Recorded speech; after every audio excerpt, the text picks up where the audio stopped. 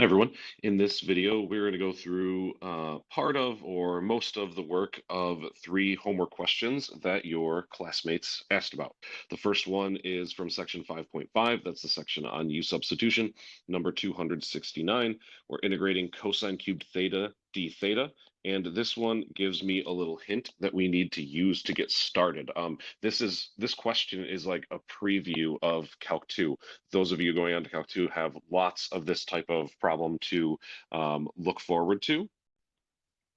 So the first step is to do something that is not at all immediately obvious, and that is to use the substitution from the hint. So what we're going to do is we're going to break that cosine cubed theta up into cosine squared theta times cosine theta, right? That's cosine cubed, d theta. And the reason for that is now I can make the substitution that is in the hint. Right there, cosine squared theta. Cosine squared theta is equal to parentheses 1 minus sine squared theta. And then I still have the cos theta d theta remaining inside of my integral. So that's the first thing that you have to do in order to make the next u substitution work. All right. So out here, the cos theta d theta, that is going to be what we save to be du, what we're like planning ahead to be the derivative of u. So I'm going to say that u is equal to, inside of the parentheses, just sine theta, and then its derivative is outside of the parentheses, cos theta d theta.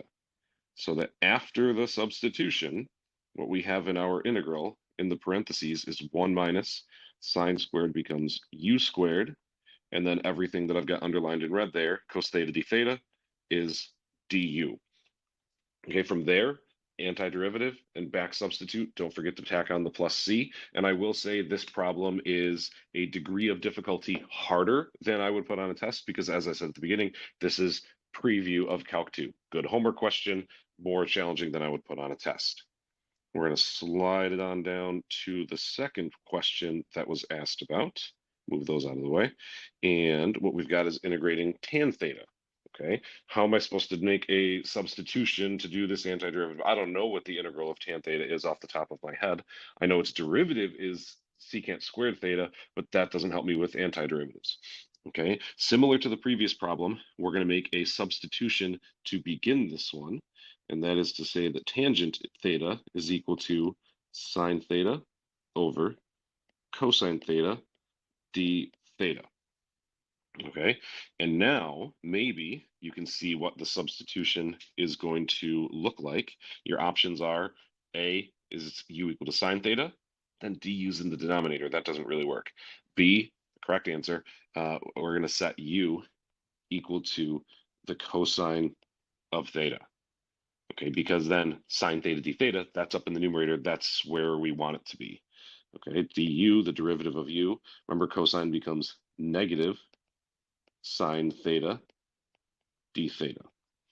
Okay, so now we can make our substitution into our integral. The u is in the denominator, right? Cos theta, u is in the denominator. And then sine theta d theta, let me highlight that.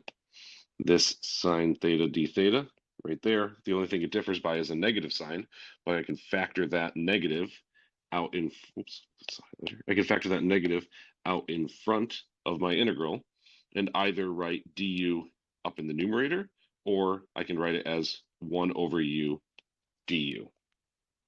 Okay, I'll do the one more step with this one and leave the last step to you. 1 over u, that should jump out at you as one of these special antiderivatives. That is the natural log of u.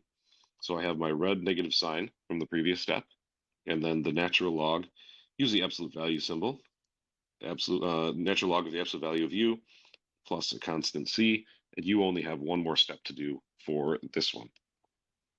The last problem that was asked about, number 336 from 5.6. Now we're integrating xe to the negative x squared dx. This one, we don't have to do any fancy trig substitutions to start this one. But what we do need to do is choose what we're going to set u equal to, and then find its derivative. And the correct thing is, if you're thinking I'm going to set it to be what's up in the exponent, not the e part, just the exponent, u is equal to negative x squared. So the derivative of that, negative 2u negative 2x dx, excuse me, negative 2x dx. Okay, now looking at our integral, the blue circle, I'll highlight it in blue, is what u is going to be.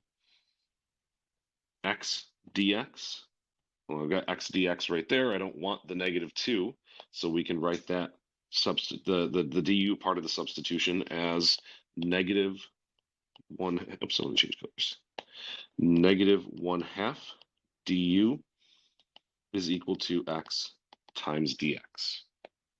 So after we make the substitution, the constant comes out negative 1/2 times the integral of e to the u, that's the blue circle, du. X dx is du plus the negative, or times the negative 1/2. Okay, 2 more steps with this one, antiderivative, which there's not too much work to do for that, and then back substitute. All right, I hope this helps as you do these homework questions. If you have any other questions, please send me an email. Thank you for listening. Have a fantastic day.